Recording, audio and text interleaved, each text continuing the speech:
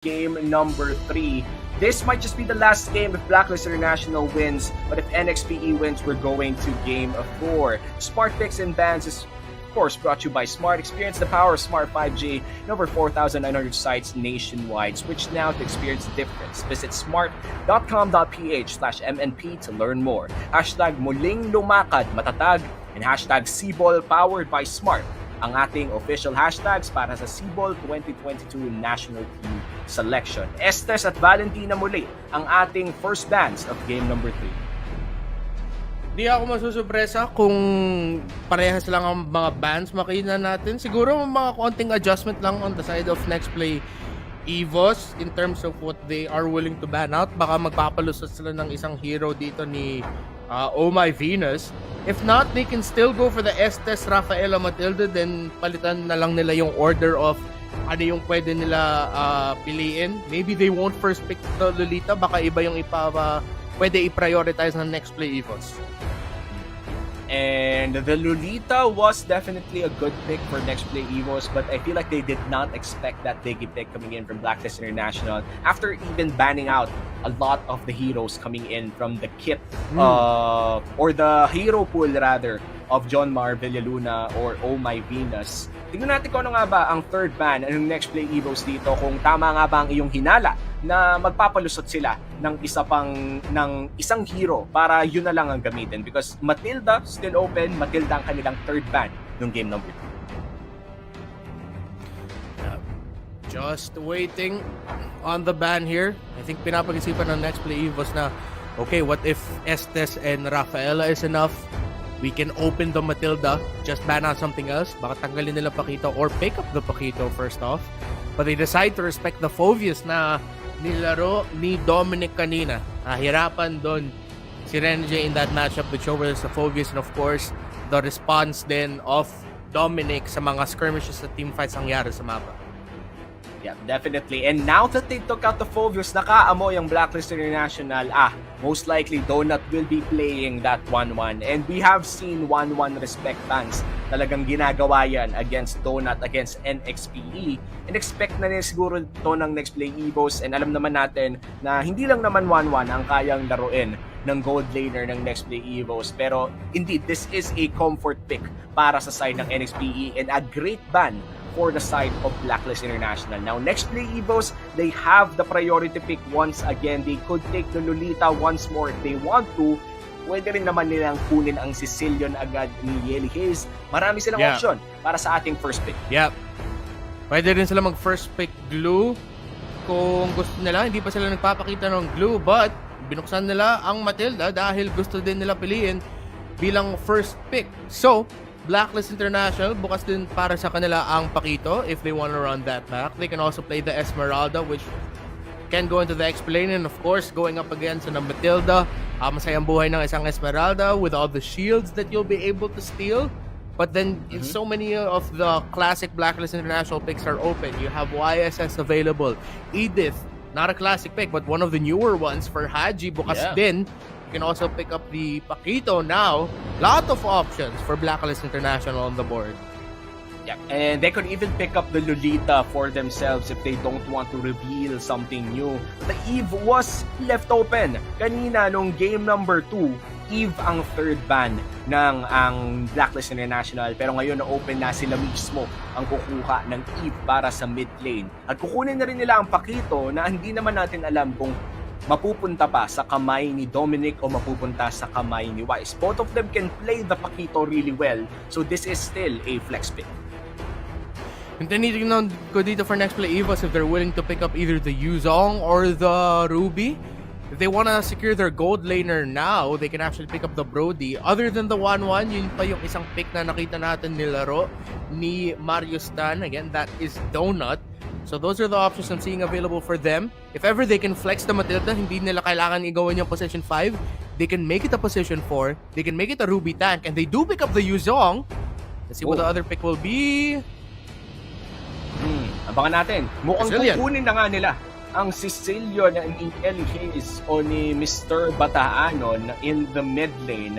And ito Yuzong, one of the best backline dives, especially against an Eve. So this Yuzong ito yung tipo na pag nakita mo yung Eve tas open yung Yuzhong, matic na yan lock in na yan with the Petrify. So there's a lot of backline na access para sa next play Evos. Meron silang Circling Eagle na nanggagaling dito kay Matilda.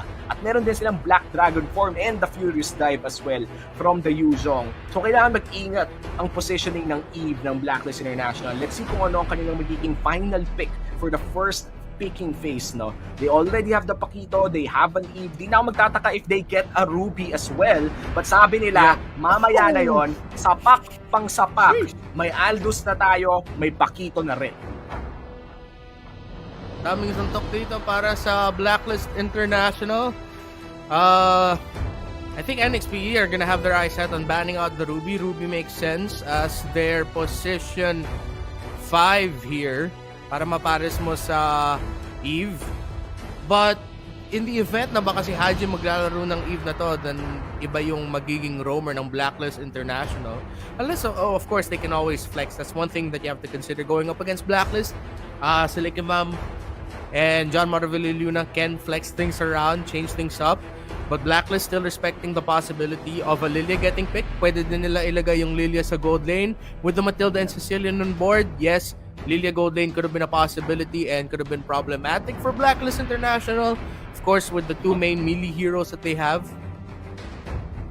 And gusto ko rin sabihin, itong Lilia gold lane, ang feeling ko one of the highest usage rate ng Lilia gold lane ang Next Play Evos in the latest season of MPL Philippines. So this actually makes sense out of data. You really have to respect the analysts from both squads dito. Talagang grounded on logic lahat ng ginagawa nila. So shout out of course sa mga coaches and analysts ng Next Play Evos and Blacklist International. That is Coach Bonchan, Master the Basics, and of course si Idol Zico na nasa Next Play Evos ngayon. Hopefully things are getting better there. But let's go back to the banning phase. Meron tayong show ban na nanggagaling sa Next Play Evos. Hindi lang naman si Rene J ang magaling mag-show sa matchup na to. Alam na alam din ng buong mundo na si Haji ay isa sa mga best show in the world. Yep, definitely true. Of course, Next Play Evos respecting that. No Ruby ban here. Unless Next Play Evos wants to ban that on the last. But there will still be options here for Blacklist International for the position 5. I think Next Play Evos, iniisip nila, tatanggalin ba natin Edith? Tatanggalin ba natin Ruby? Those are the main options here that Nxpe Evos might be looking at removing, taking their time. Meanwhile, Blacklist International, tinanggal nila yung Lancelot. However, Next Play Evos, removing the Angela, of course, Angela, Aldous, Angela, Pakito. Kung sino man sasaniban ni Angela sa lineup na to, even though hindi pa kompleto lineup ng Blacklist International, it could have been a really scary pick to go up against. So Next Play Evos respecting that one. Parang nuclear bomb yung Aldous na may Angela, di ba? Parang tatanggapin mo na lang yung kamatayan mo pag ikaw ang tinarget ng contract chase. Fate, good day. Will be a gold lane pick for the side of Blacklist International. You're reacting that this is a good take. Bakit nga ba napakaganda ng Brody ngayon sa meta na to? Yeah, isa sa mga sinabi ko kanina kung pwedeng option ni Donut. I mean, if we're just looking for what heroes na nakita natin nalaro na ni Donut, Brody was one of them. So Next Play Evos might actually be considering something like the Claude. If they want to, of course, that mobility will help with maybe being able to avoid damage from the Aldous, maybe damage from the Pakito. Isang magandang placement ng BMI. May tool siya na pang takas. Jawhead gets picked up. So, might either be Matilda or Sicilian in the gold lane. Oh, okay. It's a Ling in the jungle. Jawhead might be the roam, or it might actually be a side lane Jawhead. There's still flexibility here. Most likely, the Sicilian will be going into the mid lane. So, tinitignan ko na lang dito saan mapupunta yung Jawhead at saka yung Matilda. We might be seeing a gold lane Sicilian. Honestly, I feel like this could be a gold lane Sicilian, something that the coaches and the analysts of Next Play Evos might even try out, because it does make sense if you think about it. Sicilian really do rely on a lot of stacks. Kailangan mabilis ng stacks niya. But imagine if the Sicilian could get the items faster. So there's a lot of things that we have to consider looking at Nxpe Evos right now. The only thing that's sure here is that the Yuzhong will most likely be going to the XP lane at ang Ling naman ay mapupunta sa jungle. Nabanggit mo ang Edith kanina, and now Edith will be the last pick for Blacklist International. There's a lot of melee damage for Blacklist, no? Pero parang the only ranged damage dealer that they have will be that Edith. Yeah, and I just have to say, Brody, yeah. I just have to say, like, kudos to Nxpe Evos, of course. Aware tayo sa situation nila with them just still not being able to adjust their drafting, adjust to their playstyle to the situation, not giving up, still giving a good fight. Again, it was them who agreed with the League operations team on how to proceed forward, and nakita natin talaga yung creativity on the side of Nxpe Evos in terms of how they're drafting the game, the options that they have available. I'm excited to see who's gonna be going where in terms of where the heroes are going to be going in the map. Sicilian gold lane, as you mentioned, is a possibility. It might be difficult to get the stacks there. Baka maging maging malaki yung heat map or mainit yung heat map ng gold lane if yung Sicilian mapupunta sa gold lane going up against that Brody. But with the Matilda and the Jawhead roaming around, that might make sense. Sila yung maging post 5 and 4 tas si Yuzhong mapunta sa post 3 in the XP lane. Yep.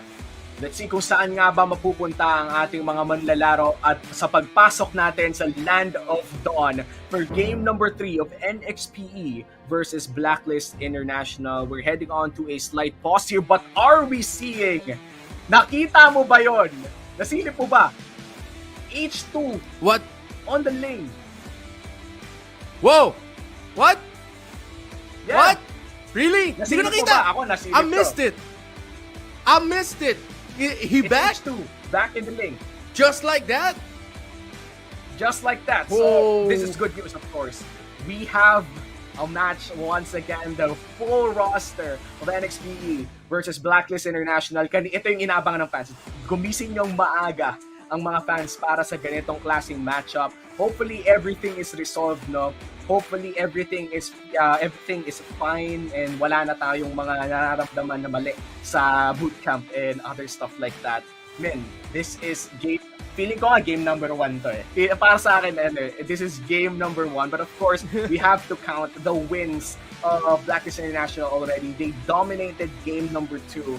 They're already at match point. So para sa mga kakarating pa lang, guys, this is already a 2-0 match with Blacklist International taking the lead. 1 penalty point for game number 1 and 1 dominating win in game number 2. Game number 3 is H2's debut game in this series, and we now have a full roster versus full roster matchup. And happy Mlbb watching, everyone. Renmar, what is something that you're waiting for? Nung nakita ko yung Ling, parang medyo napailing na ako eh. Tapos sabi ko, baka. Pero nung nakita ko yung screen, parang kahit may pause, hinanap ko kaagad eh. Tapos, yun.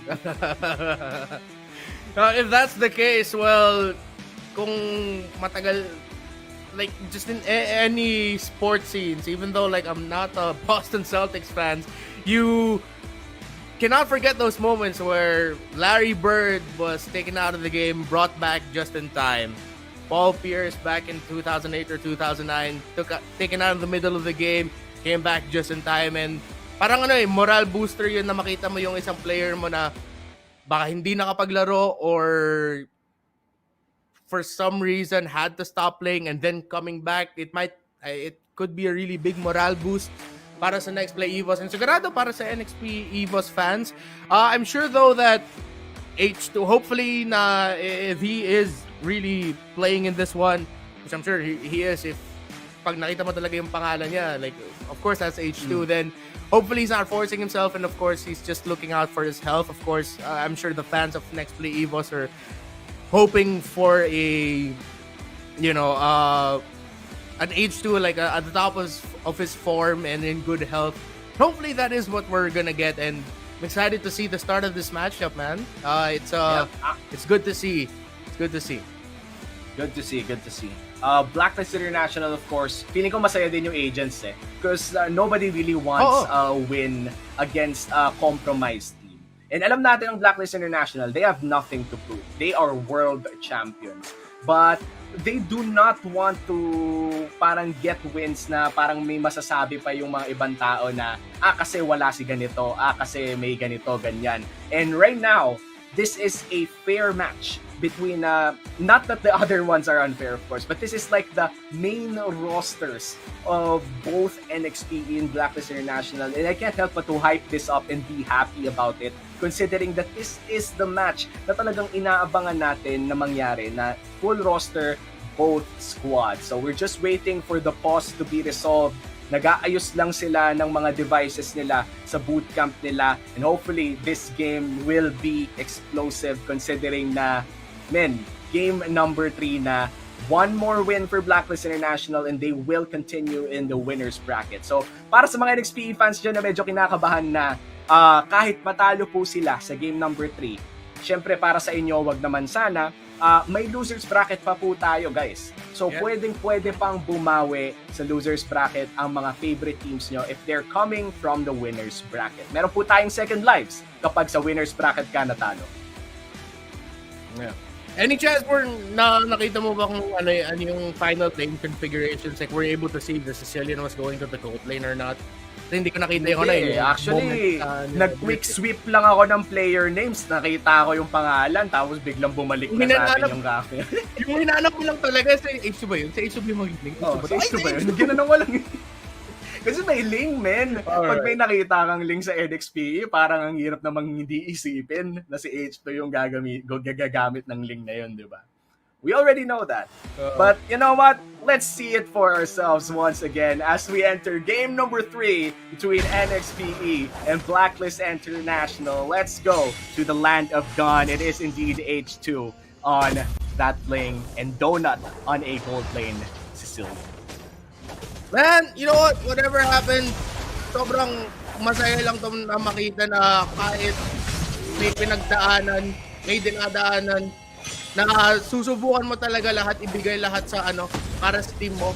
At hindi lang to para sa team para sa bansa Again, kung sino mananalo dito at the end of our Sibol 2022 National Team Selection Tournament ay madadagdag sa pool ng Sibol players natin. And you gotta respect, no matter who you support as a team, this kind of dedication. Despite all that you're going through, you're still in the game, man. Yeah, and right now, Yelly Hayes a little bit low on the HP side. Great aggression coming in from Oh My Venus, and we are looking at a Haji Edith pick na nakita na natin in action yesterday. Really great on this Edith pick. I feel like one of the first few pro players in the country to actually have that Edith in his pocket picks right now in the current meta. Dominic pala ang gagamit, of course, ng ating Akito, but first blood will go to the Sicilian with H2O burning that Tempest of Blades. Next play, Ibos na naman ang makakakuha ng first blood. Let's start here for Nxpe, but again, they have to amp up this tempo. Kaya importante na nakuha nila yung first blood. Again, this is an Aldous that they're up against. Not even a late game Aldous, it's an early game Aldous kung nasa kamay ni Wise. One and only.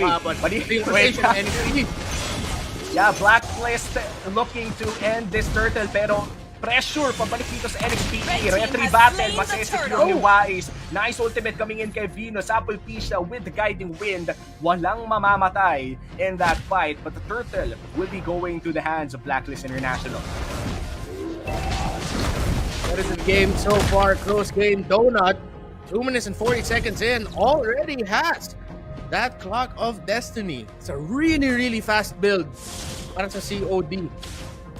Already, of course, staying in the gold lane, less gold requirement, mas mabilis siya makaka-build ng items dito. And that means nakaka-maximize talaga siya ng mga last hits doon sa siege minions and just the minions in general sa lane niya.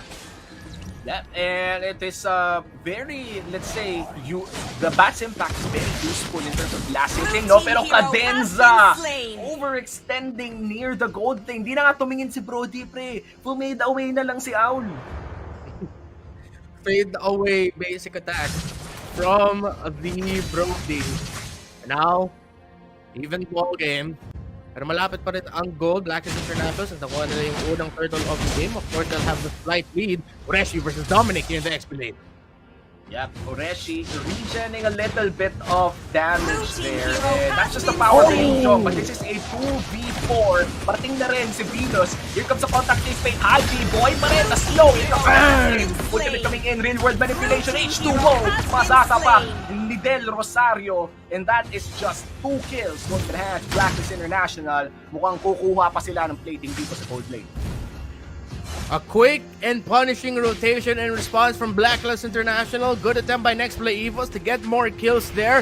But this is why we're seeing Brody as one of the top picks right now in the scene. Yung second skill stun niya talaga, sobrang malaking bagay. And paired up with the great reaction of Haji, Telecomam to get into the playing field. Of course, on my Venus, great timing as well for the real world manipulation. What looked like to be a good chance for Nxpe looked like a better response for Blacklist. Apple Fisher coming in with Circling Eagle, but Eden is just dealing a lot of damage. That's a 1-for-1 in the mid lane. Clutch ultimate, clutch wrath coming in from Haji. 1-for-1 trade. Beautiful setup there para kay Kenneth Castro Cadenza getting that initial ejector toss to open up that 1-for-1 trade for Nxpe Evos. Sure, Nxpe Evos would have been happier to get out of that na 1-0 imbes na naging trade, but at this point, they'll just be happy being able to get kills to keep themselves close into the game. As 5 minutes in, getting close to a 2,000 plus gold lead, getting close to 3,000 ang gold lead dito ng Blacklist International. Enchanted Talisman picked up by Apple Pisha. Turtle is already up as well. Blacklist International, 4 people around that turtle. Meron silang na-establish na pressure dito. Pwedeng-pwede nilang gulatin ang Nxpe. Now Dominic, makikita si Ureshi, hindi siya man-knock up. And now, Ureshi's really low, and this is really bad for Nxpe Evos considering the Blacklist International would want to take this turtle for themselves. H2O looking for a steal here, would go for the pinch boys. Void Crystal slow coming in from Venus. Real world manipulation to zone out all of the members of Nxpe Evos, and this is a free turtle coming in for Blacklist International. Another fade away coming in from the Brody, and that's 2 kills, no 3 kills for Owl as they try to take down the mid lane. Could be another one. Cadenza, no, Delgado. one more. Hindi tatama. Looks like Flicker. Flicker in coming in from Venus will finish him off. And now H2 will take a little bit of damage, pero yun na yung trade na lamang naman ng Blacklist International. 4,000 now is the gold lead. Nxpe, of course, doing what they can to play safe, but they're just getting surprised by Blacklist International, using and committing flickers to just get setups for their abilities. Tempest of Blades forced out twice! Finishes off H2, and then Rosario once again with a one-man punch. Blue team turret has been destroyed. Now ahead. Del Rosario finishing off the kill there on to Salonga. Dominic Delicado, hinahabol dito ni Lagronio. Yeah, Ureshi in front of 4 people. Delicado, kahit malaking dragon. Here comes the real world manipulation. A lot of damage down, but nice sanguine claws coming in from Donut. Mega kill na naman kay Brody dito. 4-1-3. Owl is dealing so much damage. Blacklist International now ahead by 6,000 gold. 4-1-3 for Lee Howard Gonzalez. Nagwawala na ang Brody ng Blacklist International. Nxpe Evos, nakita mo, sinusubukan nila bagalin onte yung tempo, try to get a little bit more control back. Things are starting to get out of hand. Pero out of nowhere, Blacklist International individually would pull out plays. Nxpe, tingnan natin kung makakapag-depensa sila and if they can hold on to get a little bit more control of the game. Hinanap din nila mga possibilities na baka makasplit po si H2 pero dito sa purple. Oh no! Blue team hero has been Nahuli pa nga si Apple Pisha pero si Haji, that's a lot of damage coming in from the bat speeds and the impact. Pero puno na ang kanyang wrath stacks. Ni respeto ito ng Nxpe Evos. They're gonna give out the turtle once again to Blacklist International as the lead grows more and more in favor of Blacklist. Good news here for Nxpe Evos. Mukhang sumasakit na din talaga ang damage ng Sicilian nila. Donut here is gonna be the X factor at this point in the game. Good minion wave management. Maklear lang yung mga minion waves para paglalaban ng Blacklist International. Mas malapit sa base. Cadenza with the ejector. Dominic on the backline. Real-world manipulation. Maraming matatamaan pero unang babagsak ang isang miyembro ng Blacklist International. It's a 4-4-1 at ika-cancel ang contract at Chase Fate. Nxpe Evos finally getting a 1-4-0 trade. Castro with the pick-off onto Soto. That ejector to start everything off. And great play there by Nxpe Evos. Blue team Being able to turret dance has been around, destroyed. avoid the damage they needed to avoid. A good call there by Wise to cancel the chase fate. Could have been a kill for Ureshi, pero delikado na yun, nasa loob na yun ng base.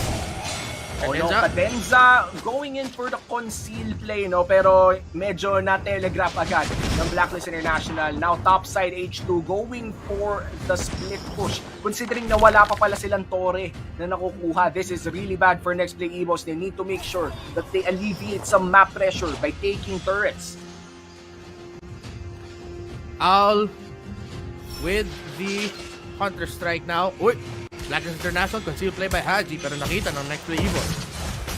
Yep, and purple buff, maaagaw mula sa link. H2, medyo nahila. Nagkaroon ng CC chain at bagsak na nga si Dan Ponsalonga. And now Ureshi going into the backline. Ang dami niyang tinatakil na damage. Look at the damage coming in from the Brody.